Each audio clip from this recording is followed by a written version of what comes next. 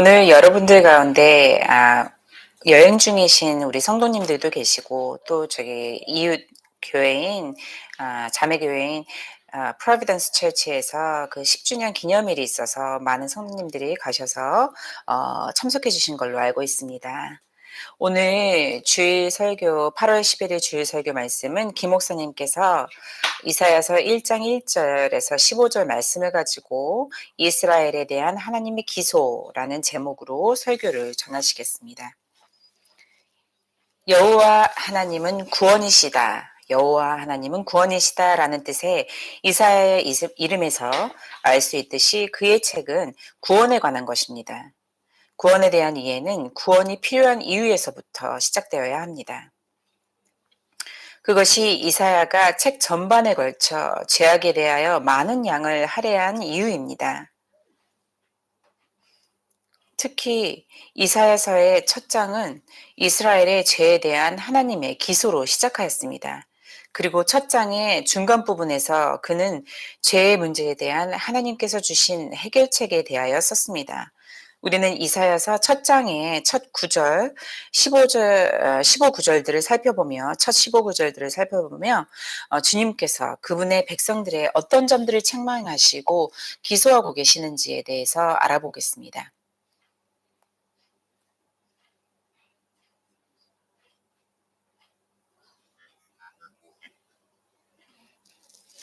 우리가 이 앞부분에 그 죄에 대한 이해가 없다면 뒤에 그 하나님의 은혜에 대해서도 그 죄를 사해 주신 하나님의 은혜에 대해서도 깊이 이해할 수 없기 때문에 먼저 이 죄에 대해서 다뤄보도록 하겠습니다.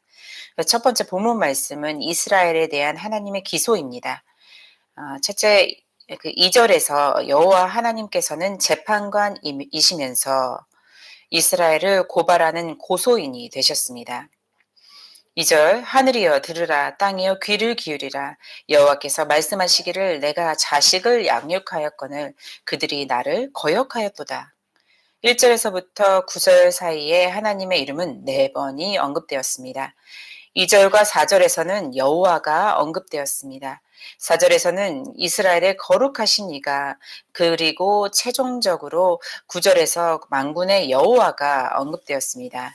그리고 2절에서 3절 말씀에서는 하나님 자신을 가리키는 1인칭 대명사가 2절에서 내가, 나를, 그리고 3절에서는 나의 이렇게 3번 나왔습니다.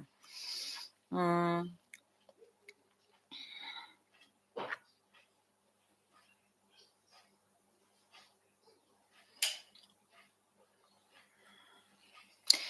여호와께서 이스라엘 자손에 대한 고발을 하시며 그 법정에서 자기 사건을 재판관으로서 다루고 계십니다.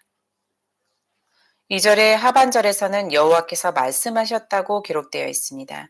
1절에서 이사야는 유다와 예루살렘에 대한 계시를 보았다고 말하였는데 2절에서 이사야는 자신이 경험한 것은 하나님의 말씀을 받는 것이었다고 설명하고 있습니다. 그러므로 이곳의 계시라는 단어는 낮이나 밤에 실제로 환상을 보는 것을 의미하기보다는 선지자가 지각하고 깨달았던 모든 것을 가리키고 있습니다. 그가 깨달았던 것을 하나님의 백성들에게 전달하여야 했습니다. 그것은 메시지였습니다. 이 메시지는 성찰에서부터 나온 것이 아니었습니다. 그리고 그것은 그가 했던 깊은 묵상의 결과도 아니었습니다. 그 메시지는 하나님께서 그분의 백성들을 위하여 이사야에게 보여주시고 소통하신 것이었습니다. 그 메시지는 인간으로부터 나오거나 발견된 것이 아닌 하나님께서 주신 하나님의 말씀이었습니다.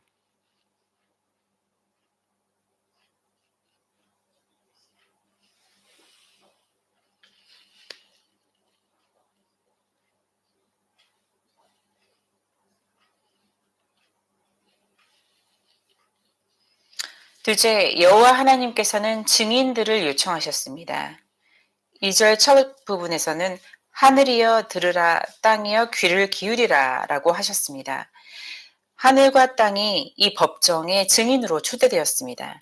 하늘과 땅에게 들으라고 요구하신 것은 주님과 그분의 백성들 사이의 대립이 얼마나 중대한 사안인지 강조하는 역할을 했습니다. 즉 하늘과 땅, 온 우주가 하나님과 그분의 백성 간의 분쟁을 목격하도록 소환된 것입니다. 하늘과 땅과 같은 강력한 증인들의 소환은 청중들로 앞으로 들려지게 될 말씀의 심각성을 예시해주고 있습니다. 이와 유사한 접근법은 신명기 32장 1절에 하늘이여 귀를 기울이라 내가 말하리라 땅은 내 입의 말을 들을지어다 그리고 4장 26절 30장 19절 그리고 31장 28절에서도 찾아볼 수 있습니다. 어떤 이들은 하늘과 땅이 단순히 듣기만 하는 것인지 아니면 공식적인 증인의 역할을 하는 것인지 그것도 아니면 앞으로 있을 심판에 참여하는 것인지가 확실하지 않다고 말할 수도 있습니다. 그러나 한 가지는 분명합니다. 주님께서 말씀하실 때 모든 생명체와 생명이 없는 것들까지도 주님의 말씀에 경건하게 주목해야 합니다. 온 하늘과 땅이 하나님의 영광의 증인들입니다. 시편 19편 1절에 하늘이 하나님의 영광을 선포하고 궁창이 그의 손으로 하신 일을 나타내는도다. 아멘. 셋째, 주 하나님께서 이스라엘을 고발하셨습니다. 2절의 후반부는 이렇게 말합니다. 여호와께서 말씀하시기를 내가 자식을 양육하였거늘 그들이 나를 거역하였도다. 아멘.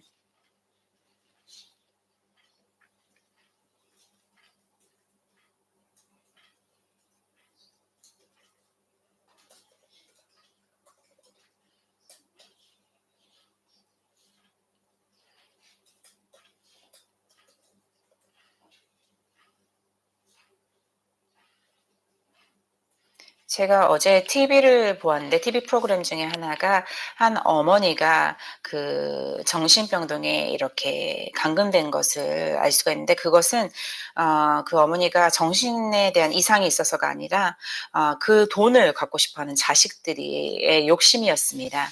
그런 것처럼 여호와께서 여기서 말씀하시기를 내가 자식을 양육하였거늘 그들이 나를 거역하였도다라는 이 뜻의 이 말씀의 그 무게를 우리는 느낄 수 있을 것입니다. 하나님은 이스라엘을 자신의 자녀라고 부르셨습니다. 따라서 여기서 이스라엘에 대한 고발은 자녀가 자신의 아버지에게 거역한 매우 근본적인 범죄를 의미하고 있습니다. 동시에 하나님께서는 이스라엘의 죄를 지적하실 때 냉혹한 재판관처럼 말씀하시는 것이 아니라 사랑하는 아버지처럼 말씀하신다는 것을 보여줍니다. 그러므로 이스라엘에 대한 기소는 그들에 대한 적개심에서 비롯된 것이 아니라 아버지로서 상처받은 마음에서 비롯된 것으로 보는 것이 옳습니다. 하나님께서 자녀들을 기르시고 양육하셨는데 그들이 장성한 뒤 아버지를 거역하는 모습은 가장 기본적인 배은망덕을 의미합니다. 주님께서는 두 가지를 하셨습니다. 첫째로 그들을 양육하고 장성하게 하셨습니다. 이것은 그들에 대한 많은 인내하심을 나타냅니다. 하나님께서는 그들을 특별한 민족으로 삼으셨습니다. 신명기 7장 6절에서 7절 말씀을 함께 읽으시겠습니다. 너는 여호와 내 하나님의 성민이라. 내 하나님 여호와께서 지상 만민 중에서 너를 자기 기업의 백성으로 택하셨나니 여호와께서 너를 기뻐하시고 너희를 택하심은 너희가 다른 민족보다 수요가 많기 때문이 아니니라. 너희는 오히려 모든 민족 중에 가장 적으니라. 아멘. 하나님께서는 그들은 지상 만민 중에서 택하셔서 위대한 민족으로 만드셨습니다. 하나님은 그들을 높이셨고 그들에게 이웃나라와 민족들 사이에서 지위와 명성을 부여하셨습니다. 그런 그들이 감사 대신 그분을 거역하였습니다. 하나님께서는 그들이 나를 거역하였도다 라고 말씀하셨습니다. 그들은 하나님을 저버렸을 뿐만 아니라 그분을 대적하기까지 하였습니다.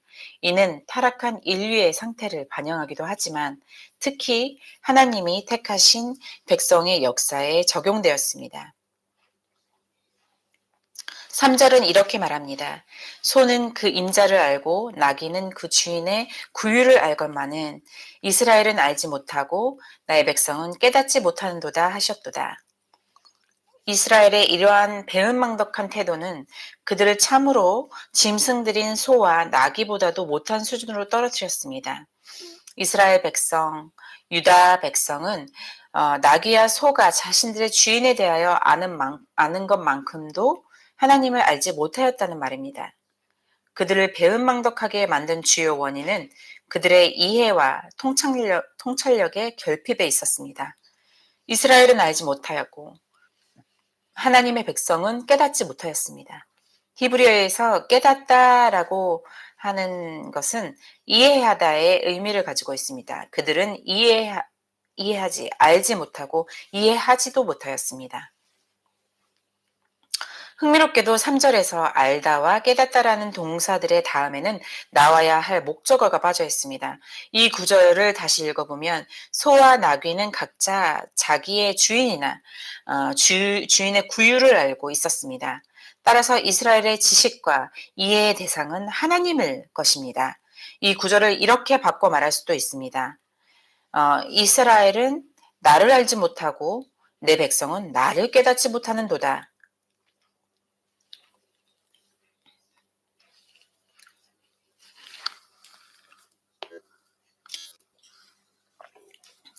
이렇게 동사의 목적어를 특정했을 때 주님께서 이스라엘을 향해 했던 기소는 더욱 날카로워집니다. 하나님을 모르는 자들은 결국 하나님의 백성들이었습니다. 하나님은 그들을 나의 백성들이라고 부르셨습니다. 이것은 하나님에 대한 그들의 범죄의 깊이와 심각성을 강조합니다. 하나님께서는 그들을 자신의 날개 아래로 데려와서 품으시고 돌보셨으나 그들은 그렇게 배은망덕함을 보였습니다.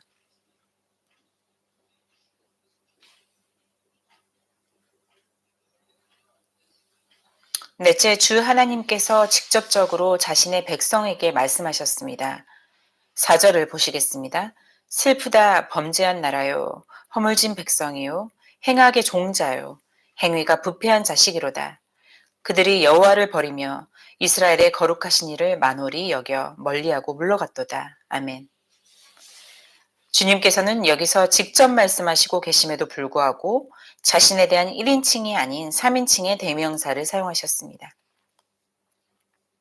3절에서 그들의 마음 배은망덕함을 언급하신 후 이제는 그들의 깊은 도덕적 부패에 대하여 고발을 하셨습니다. KJV 성경으로 보면 4절은 라는 감탄사로 시작되었습니다. 류폴드는 이 구절에 라는 shame, 부끄럽다로 번역하는 것이 더 적절하다라고 말하였습니다. 범죄한 나라라는 말은 그들이 갖고 있던 실제적 문제를 드러내고 있습니다. 히브리어로 나라라는 단어는 고이라고 하는데 이것은 보통 이스라엘 주변의 이방 민족을 지칭할 때 사용하는 단어였습니다. 이 말은 이스라엘이 이러한 수준으로 떨어졌다는 뜻을 암시합니다. 그들은 불법으로 가득 찬 백성입니다. NIV 성경에서는 제가 큰 백성이라고 번역하였습니다. 히브리어로 불법은 죄책을 의미하며 72역 성경에서는 이를 죄로 번역하였습니다. 이는 죄가 항상 죄책을 동반하기 때문에 이해될 수 있습니다. 그들은 행악의 종자였습니다. 종자는 NIV에서는 brood로 또 ESV와 NASB에서는 offspring으로 번역되고 무리 혹은 자손, 후손의 뜻으로 해석될 수 있습니다. 그들은 행악의 자손이다 라는 말은 아마도 불쾌한 뱀의 무리와 같은 이미지를 사용한 표현일 것입니다. 그들은 행위가 부패한 자식입니다. 그들은 타락한 행동을 하거나 부패하게 대처하고 행했습니다. 이어서 주님은 그들의 불행한 상태의 원인에 대해 다시 말씀하셨습니다. 그들은 여호와를 버렸습니다. 여호와라는 이름은 그들의 언약의 하나님을 의미합니다. 이 하나님을 버림으로써 그들은 언약의 하나님과의 관계를 잃어버렸습니다. 그들은 이스라엘의 거룩하신 분의 분노를 일으켰습니다. 히브리어로 노하게 하다라는 경멸하다 또는 경시하다, 무시하다로 번역될 수도 있습니다. 이 구절에서 어떤 의미를 사용하는지 간에 이 구절에 나타낸 태도가 매우 강하다는 것을 부정할 수는 없을 것입니다. 누가 감히 그분을 노하게 하거나 경시, 홀대할 수 있겠습니까? 이스라엘의 거룩하신이라는 표현은 이사야가 자주 사용하는 하나님의 칭호이며 이곳에서 첫 번째로 사용되었습니다. 하나님은 모든 결점들을 초월하신 거룩하신 하나님이십니다. 그분은 거룩하십니다. 특히 그분은 이스라엘의 거룩하신 하나님이십니다. 그들은 뒤로 물러갔습니다. 이는 그들이 하나님을 등지고 돌아섰다는 의미입니다.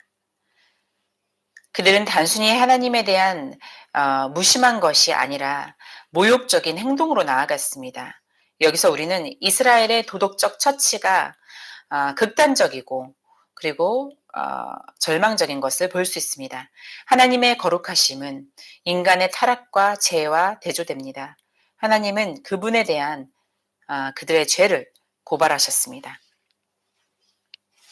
제 두 번째 본문 말씀으로 들어가겠습니다. 이스라엘의 상태에 대한 하나님의 묘사하심에 대해서 나눠보도록 하겠습니다. 앞선 첫 구절들이 이스라엘의 도덕적 상태를 묘사하고 있다면 이어진 다음의 구절들은 이스라엘의 외적 상태에 대한 묘사입니다. 첫째, 주 하나님께서는 자신들의 백성들에게 그들이 살고 있던 땅의 황폐함의 극단적인 상태에 대하여 말씀하셨습니다. 5절에 너희 어찌하여 매를 더 맞으려고 패역을 거듭하느냐 온 머리는 병들었고 온 마음은 피곤하였으며 주님은 유다의 죄악에 대하여 계속 설명하시며 유다의 죄악을 병든 사람과 같이 비교하셨습니다. 이전 구절들에서 이스라엘의 도덕적 상태가 비유적인 표현으로 묘사되었다면 여기서는 외적인 상태에 대한 묘사를 볼 수 있습니다. 5절의 첫 부분은 주님께서 그들의 마음을 회개로 돌이킬 수 있는 모든 가능한 방편을 시도하셨음을 의미합니다. 주님께서는 징계의 방법으로 할 수 있는 모든 것을 다 하셨고 그래서 그들은 매를 맞았습니다.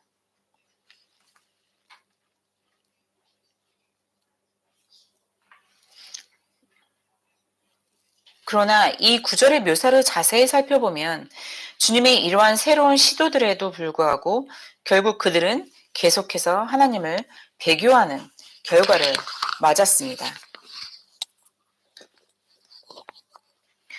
그러면서 하나님의 징계가 헛된 것 뿐이었다는 것을 보여주었습니다.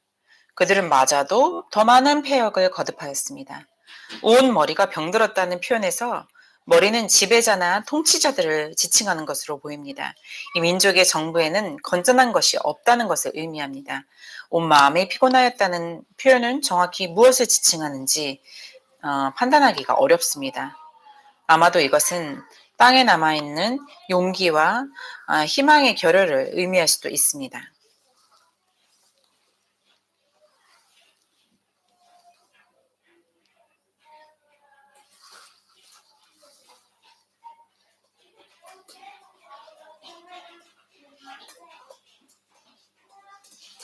둘째, 주 하나님께서는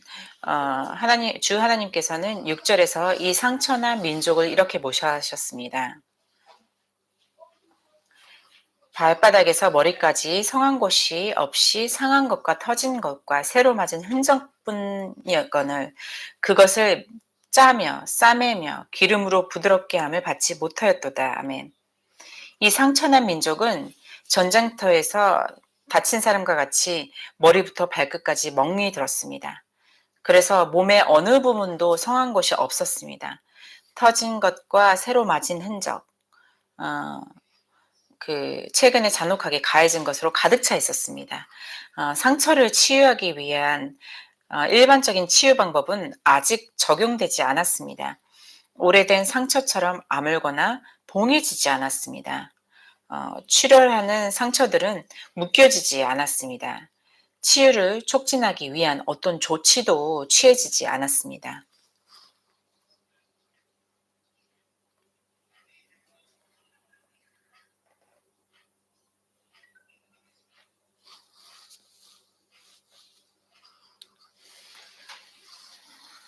주 하나님께서는 8절에서 몇 가지 7절에서 몇 가지 강렬한 비교를 하셨습니다. 딸 시온은 포도원의 망대같이 참외밭의 원두막같이 에워싸인 성을 같이 겨우 남았도다. 아멘.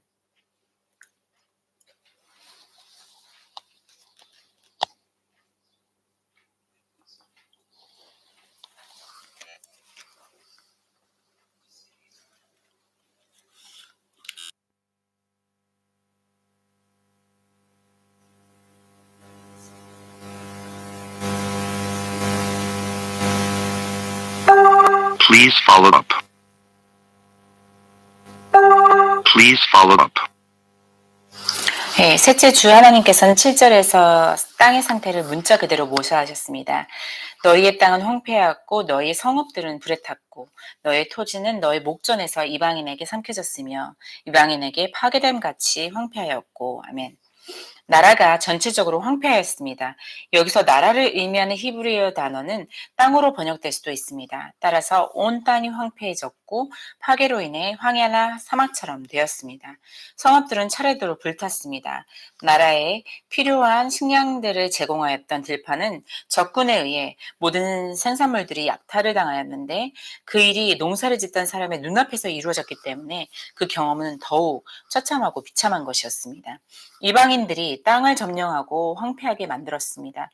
파괴됨이라는 단어는 주로 이전의 소돔과 같은 완전한 파괴를 묘사할 때 사용되었습니다. 넷째 주 하나님께서는 8절에서 몇 가지 강렬한 비교를 하십니다. 딸 시온은 포도원의 망대같이 참외밭의 원두막같이 에워싸인 성같이 겨우 남았도다. 주님께서 언급하신 딸 시온은 이스라엘의 한 여인을 지칭한 것이 아니라 예루살렘이나 이스라엘 전체를 의미합니다. 이 성읍에서 이스라엘은 완전한 파괴에 직면한 포도원의 망대에 비유되었습니다. 포도원의 망대는 포도원에서 파수꾼을 위한 임시막이나 쉼터를 의미합니다. 또 다른 비유는 참외밭의 원두막이었습니다. 이것도 참외밭의 임시막이나 오두막을 의미하였습니다. 마지막으로 포위된 성읍에 비유되었습니다. 이들 모두는 처음부터 취약한 구조를 가지고 있으며 수학기가 지난 후에는 거의 완전히 파괴된 상태로 바람에 휘날리는 기둥들이 들판에 반쯤 무너져 있는 상태를 의미하고 있습니다. 다섯째 9절에서 하나님께서는 심판 속에서도 자비를 드러내셨습니다. 만군의 여호와께서 우리를 위하여 생존자를 조금 남겨두지 아니하셨더라면 우리가 소돔 같고 고모라 같았으리로다. 아멘. 만군의 여호와께서 자비롭게 개입하시어 몇몇 생존자들을 남기셨기 때문에 총체적인 멸망은 발생하지 않았습니다. 이스라엘은 소돔과 고모라에 쏟아진 심판과 같은 정죄를 받을 만한 상태였습니다. 그러나 하나님께서는 그들로 총체적 파괴를 면하게 하시며 몇 명을 남겨놓으셨습니다. 여기서 강조하는 점은 이스라엘과 소돔과 고모라는 모두 똑같이 죄가 많았다는 것입니다. 따라서 이스라엘도 같은 종말을 맞이해야 했지만 오직 하나님의 자비하심으로 인해 그들은 완전한 파괴와 황폐함으로부터 구원을 받았다는 것을 뜻합니다. 세 번째 본문 말씀 이스라엘의 예배에 대한 하나님의 기소에 대해서 나눠보도록 하겠습니다. 첫째 하나님께서는 10절에서 피고인들을 소환하셨습니다. 너희 소돔의 관원들아 여호와의 말씀을 들을지어다. 너희 고모라의 백성아 우리 하나님의 법에 귀를 기울일지어다. 아멘. 피고들은 지도자들과 백성들 모두입니다. 지도자들이 방향을 제시하면 백성들은 그것을 따랐습니다. 만약 그들이 잘못된 방향으로 나아가고 하나님에게 반역하게 된다면 누구에게 책임이 있다고 하겠습니까? 지도자일까요? 아니면 그것들을 따른 사람들일까요?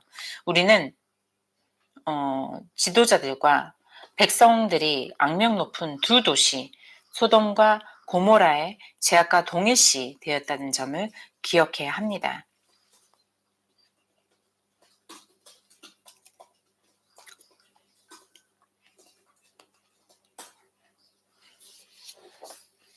소돔과 고모라 그리고 이스라엘 유다는 모두 같은 종류였습니다. 모두가 악하고 죄가 많았습니다. 그들은 자신의 성격과 행동에 책임이 있었습니다. 그들은 하나님의 법을 따라야만 했습니다. 그 법은 토라이며 NASB와 NIV에서는 교훈으로 번역되어 있습니다. 그들은 하나님의 말씀, 즉 그들의 하나님의 법을 들으라는 초대를 받았습니다. 하나님의 말씀은 11절에서 시작되어 20절에서 끝이 났습니다.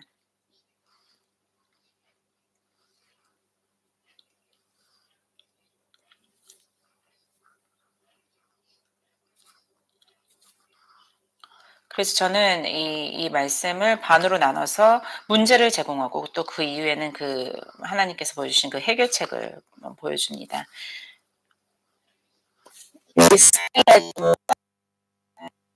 의 영향력을 백성들에게 미치는 특별한 수단이었다는 것입니다. 그것은 바로 하나님의 말씀 또는 하나님의 법, 교훈이었습니다. 사람들이 죄를 지을 때 최소한 두 가지 요소들이 그것과 관련이 됩니다.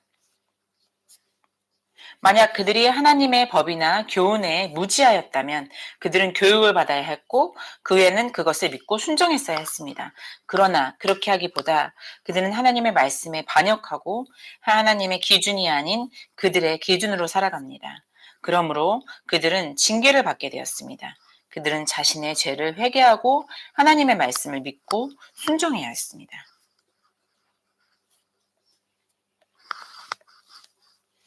둘째, 11절에서 하나님께서는 형식적인 예배에 대하여 가장 통렬하게 비난하셨습니다. 이사야서 1장 11절을 함께 찾아보시고 함께 읽어보시겠습니다. 이사야서 1장 11절 말씀. 여호와께서 말씀하시되 너희의 무수한 재물이 내게 무엇이 유익하뇨? 나는 숫 양의 번제와 살찐 짐승의 기름에 배불렀고 나는 수송아지나 어린 양이나 숫 염소의 피를 기뻐하지 아니하노라. 아멘.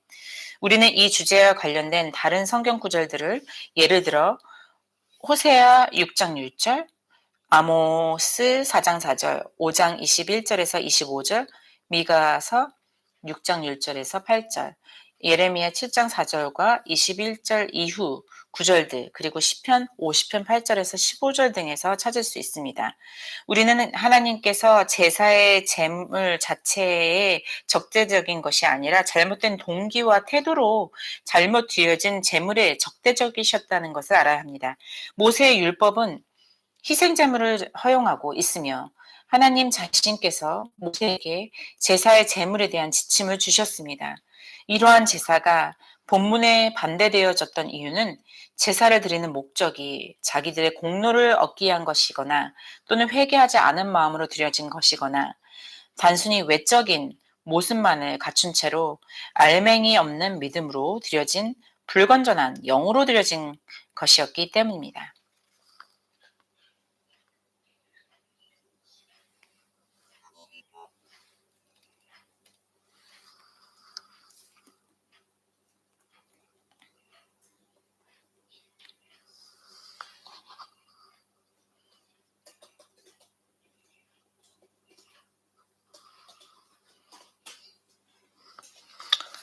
그 예로는 만약 우리가 죄 회개함이 없이 그 죄성을 죄된 마음을 마음에 담아두었다면, 그리고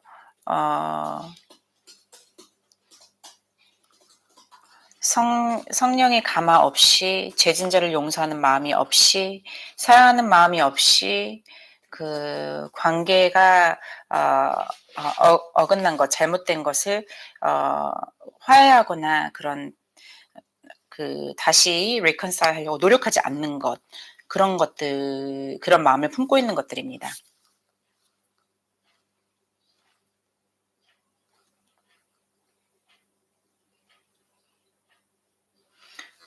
그들이 매우 많은 희생 제사를 드렸던 것을 볼 때 그들이 아주 꼼꼼하게 하나님께 제사의 제물을 드렸던 것으로 보입니다.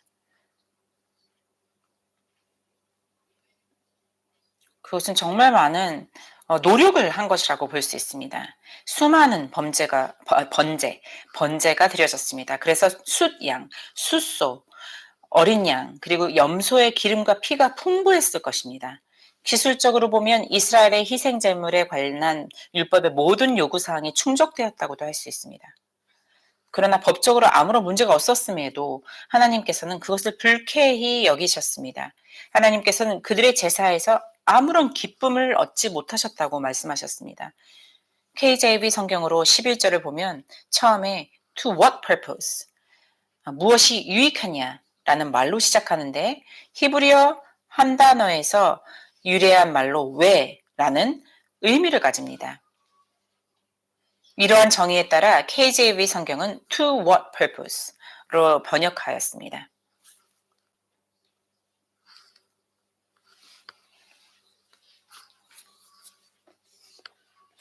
ESV, NASB 그리고 NIV 성경의 이 부분을 직역하면 너희의 수많은 제사가 나에게 무슨 의미가 있겠느냐라고 번역하였습니다.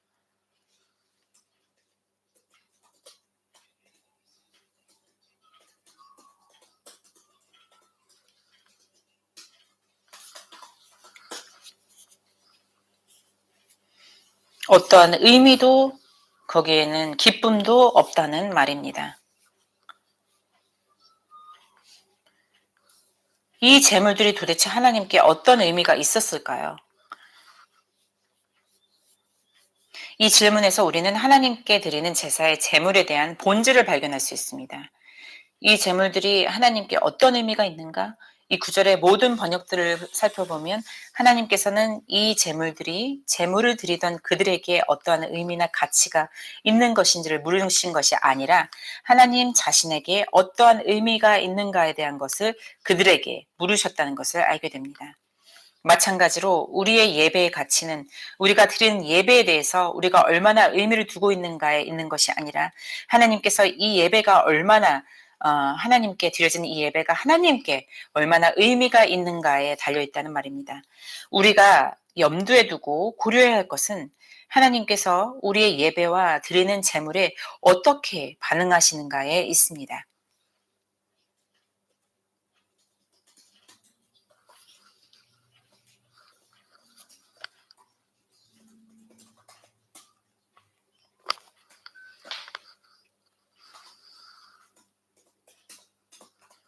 다시 말해 하나님께서 우리의 예배를 얼마나 기뻐 받으시는가에 있습니다. 거칠이나 형식이 아닌 하나님은 그 예배자의 마음을 보십니다. 그것이 중요한 것입니다.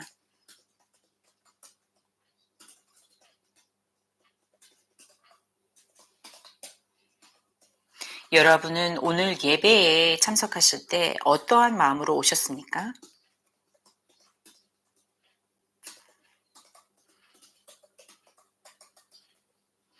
여러분은 예배 후에 자신이 무엇인가를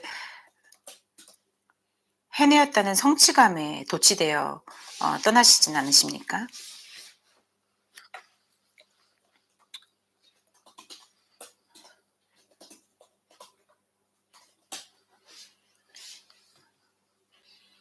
셋째, 하나님께서는 12절에서 하나의 질문을 통해 그들을 기소하십니다.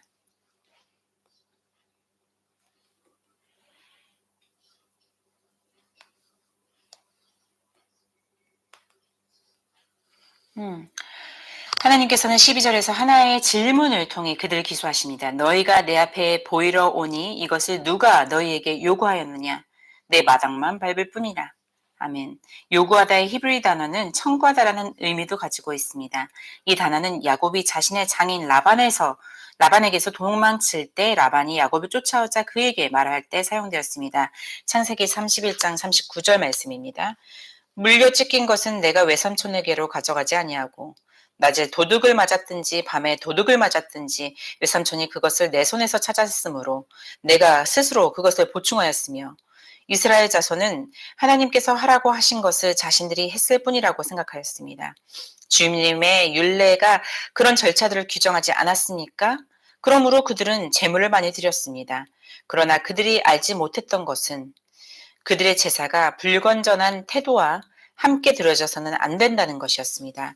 저는 그들을 자기들이 제사와 제물을 드린 것을 공로를 얻는 행위라고 여기고 있었던 것이라고 생각합니다. 이것은 하나님께서 우리에게 하라고 하신 일입니다. 그래서 우리는 그것을 하고 그러면 하나님께서는 그것을 해야만 합니다.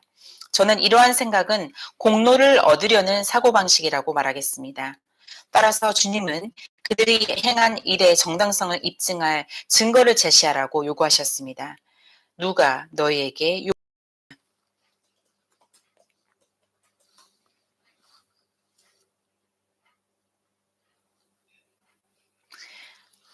그리고 주님께서는 그들의 종교적 행위를 평가하셨습니다. 누가 너희에게 요구하였느냐? 내 마당만 밟을 뿐이니라. 그들이 행했던 일들은 결국 그저 하나님의 마당만 밟고 지나간 것과 다름이 없었습니다. 12절에 누가 너희에게 요구하였느냐라는 표현이 마치 하나님께서 제사법을 주신 것이 아니었다는 식으로 이해돼서는 안 됩니다. 레위기에 제사에 관한 법이 명시되어 있다는 것을 우리는 기억하고 있습니다. 그러나 내 마당만 밟을 뿐이니라 라는 추가된 설명이 누가 너희에게 요구하였느냐? 라는 말의 의미를 명확하게 해줍니다. 성전의 뜰을 일상적으로 드나드는 것에 대해 이사야가 이것은 성전 뜰을 짓밟는 것일 뿐이라는 낙인을 찍지는 않았을 것입니다. 짓밟다라는 단어는 열왕기하 9장 33절에서도 사용되었습니다.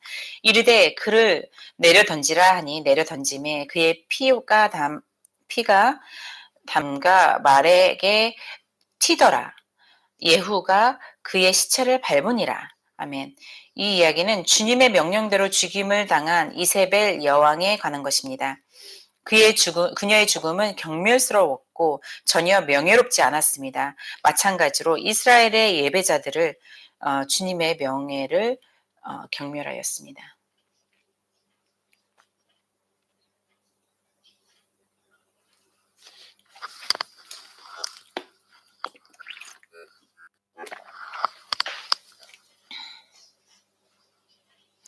넷째, 하나님께서는 13절과 14절에서 자신의 기소 내용을 자세히 명시하셨습니다.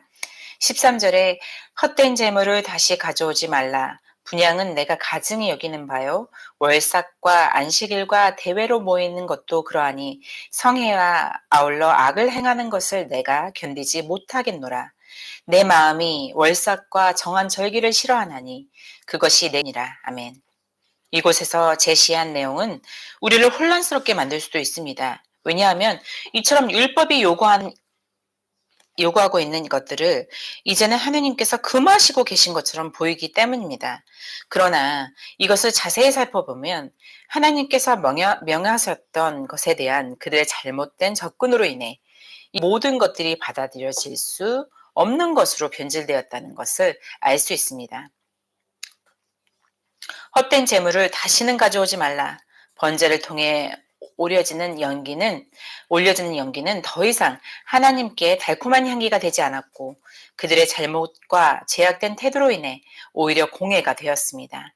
그들은 헛된 재물, 가치가 없는 재물, 그리고 의미가 없는 재물을 가져왔습니다. 분향은 하나님께서 가증히 여기는 것이 되었습니다. 향기로운 향은 매일 아침 제단에 태워졌으며 요한계시록 8장 3절과 4절 말씀에서는 분향을 성도들의 기도와 관련지어 설명하였습니다. 또 다른 천사가 와서 제단 곁에서 서서 금 향료를 가지고 많은 향을 받았으니 이는 모든 성도의 기도와 합하여 보좌 앞 금제단에 드리고자 함이라. 4절 향연이 성도의 기도와 함께 천사의 손으로부터 하나님 앞으로 올라가는지라. 아멘.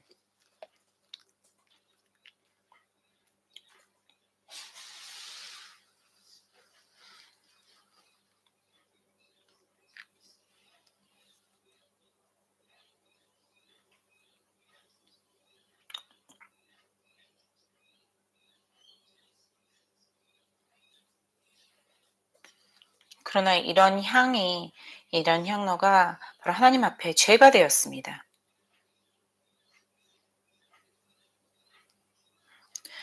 하나님께서는 그들의 월삭과 안식일 그리고 대회로 모이는 것을 참으실 수 없었습니다. 그들의 모임들이 하나님께 전혀 기쁨을 드리지 못하였습니다. 여러 종류의 예배를 통해 그들이 하였던 모든 것은 단지 죄악이었을 뿐입니다. 따라서 우리가 만약 나열된 모든 비난 중에서 두 가지만을 꼽는다면 그것은 악행과 헛된 예배일 것입니다. 이 두 가지는 예배자들의 삶에서 함께 할 수 없고 해서는 안 된다는 것을 아셔야 합니다. 중점은 그들이 예배를 드리고 있는가가 아니라 어떻게 예배를 드리고 있는가에 있습니다.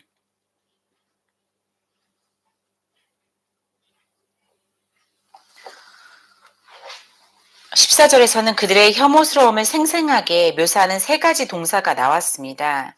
하나님의 마음이 그들의 월삭과 정한 절기를 싫어하셨습니다.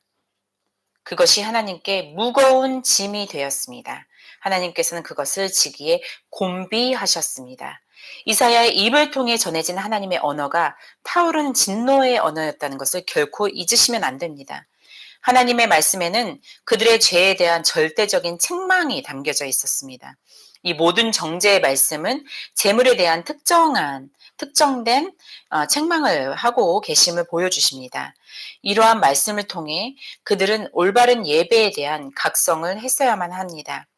월삭, 안식일, 거룩한 모임, 그리고 제사는 모든 구약시대의 모든 예배의 정수를 이루는 것이었는데 그 모든 것에 대한 책망을 받았습니다. 다섯째, 15절에서 하나님께서는 그들의 기도를 거부하셨습니다.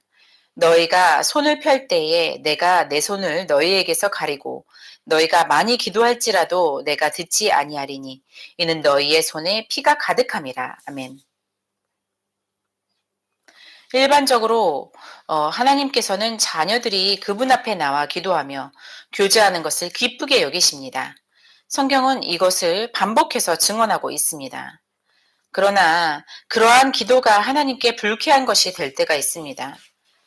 그것은 기도 뒤에 제약된 삶이 숨겨져 있고 그러한 삶을 바꾸고 회복하고자 하는 마음이 없었으며 진실한 마음 없이 제물을 드리는 행위로 기도를 드릴 때입니다. 옛날 사람들은 기도할 때 손을 하늘에 펼치며 기도하였습니다. 이는 하나님께서 주시고자 하는 은혜를 받고자 하는 몸짓이었습니다. 그러나 이제 하나님께서는 그들에게서 그분의 귀를 돌리시고 그들의 기도를 듣지 않으신다라고 말씀하셨습니다.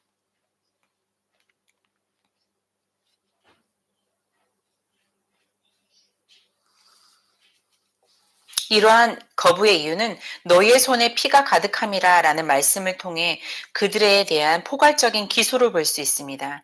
이 표현을 문자적으로 이해해야 하는지 또는 영적으로 이해해야 하는지는 확실하지 않습니다. 문자적으로 이해한다면 그들이 어떤 방식으로 살인 행위에 연루되었음을 의미할 수도 있습니다. 영적으로 이해한다면 하나님의 눈으로 보면 그들이 살인을 한 것과 동일한 정도의 심각한 죄를 범했음을 의미할 수 있습니다. 이 시점에서 11절의 질문을 상기하지 않을 수 없습니다. 너희의 무수한 재물이 내게 무엇이 유익하겠는가?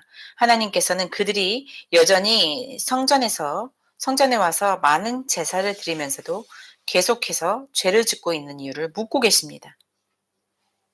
아마도 그들은 제사를 드림으로써 죄책감을 덜어내려 하거나 제사를 드림으로써 하나님께 그들의 죄를 덮어줄 수 있다고 생각하는 것일 수도 있습니다. 어쩌면 그들은 여전히 하나님의 은혜를 받기를 원하고 제사를 드리는 것이 하나님의 은혜를 얻는 방법이라고 여겼을 수도 있습니다. 교회와 같은 예배 장소에서도 여전히 많은 회개하지 않은 죄인들이 존재합니다.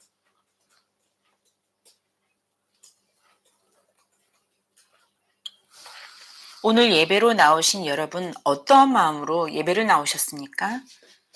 여러분은 진정한 예배자이십니까?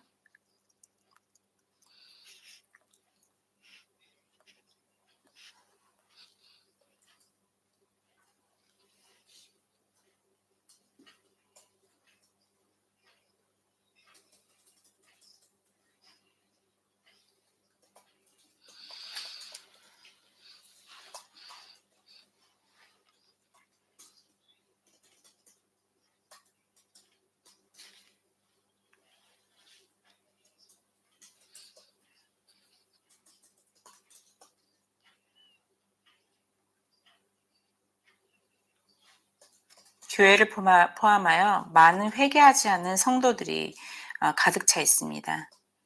여러분, 계명을 지키고 계십니까?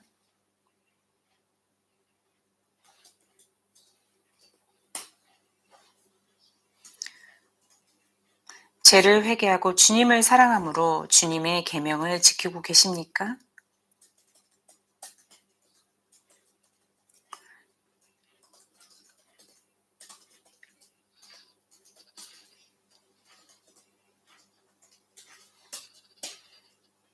주님을 사랑하고 이웃을 사랑하십니까? 우리는 회개하지 않는 예배자여서는 안 됩니다. 결론을 짓겠습니다. 여호와께서는 이스라엘에 대한 말씀을 시작하시며 하늘과 땅을 증인으로 부르셔서 그분의 기소를 듣게 하셨습니다. 1장 2절을 참조하시기 바랍니다. 회개의 필요성은 분명했습니다. 이스라엘은 말 못하는 짐승보다 못하게 되었고 여호와의 음성에 무감각하며 이해력이 결여되었습니다. 1장 3절을 참조하시기 바랍니다.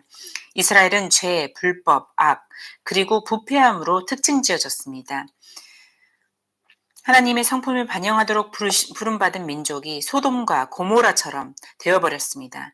그들의 반역은 여호와와 그분의 언약의 백성 사이에 물리적인 분리를 초래하였습니다. 이스라엘은 여호와를 저버렸고 결과적으로 하나님으로부터 완전히 멀어졌습니다.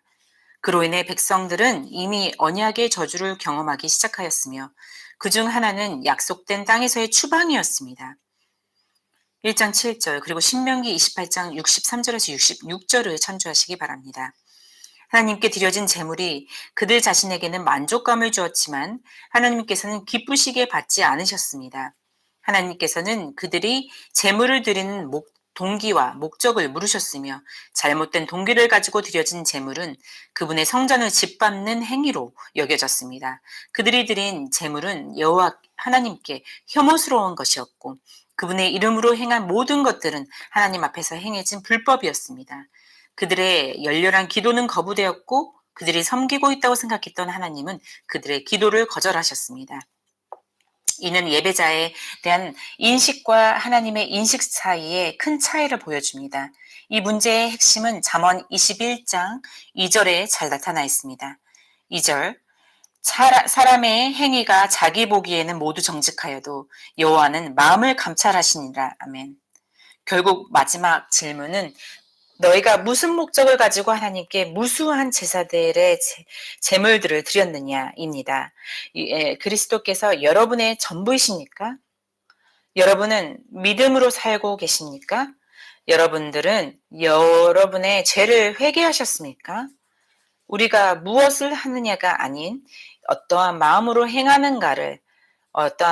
하는가를 하나님께서는 중히 여기십니다.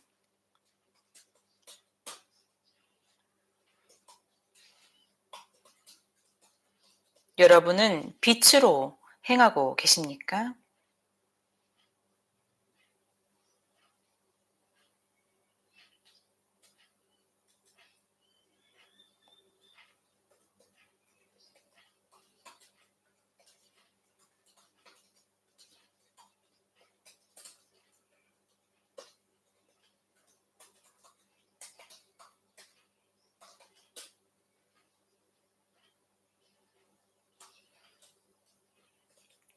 결론을 짓는다면 이 이사야서 오늘 다뤘던 이 본문 말씀 속에서 이 회개하지 않는 마음 그리고 그 죄성이 가득한 마음으로 드린 이 잘못된 예배드림은 우리를 더욱더 부패하게 만듭니다.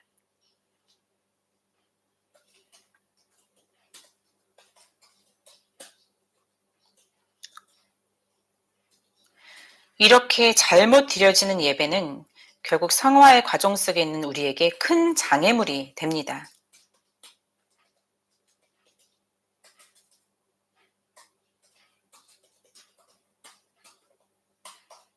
우리는 거룩하라고 부름을 받았습니다.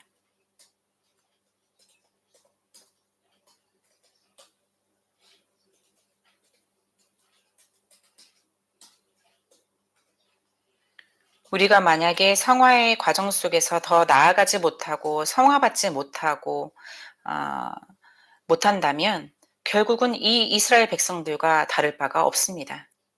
우리도 또한 그렇게 죄된 마음과 회개하지 않은 마음과 그리고 잘못된 예배를 드리고 있는 것입니다. 그것들로 인해 우리는 더욱 부패하게 될 것이고, 그리고 이러한 잘못 드린 예배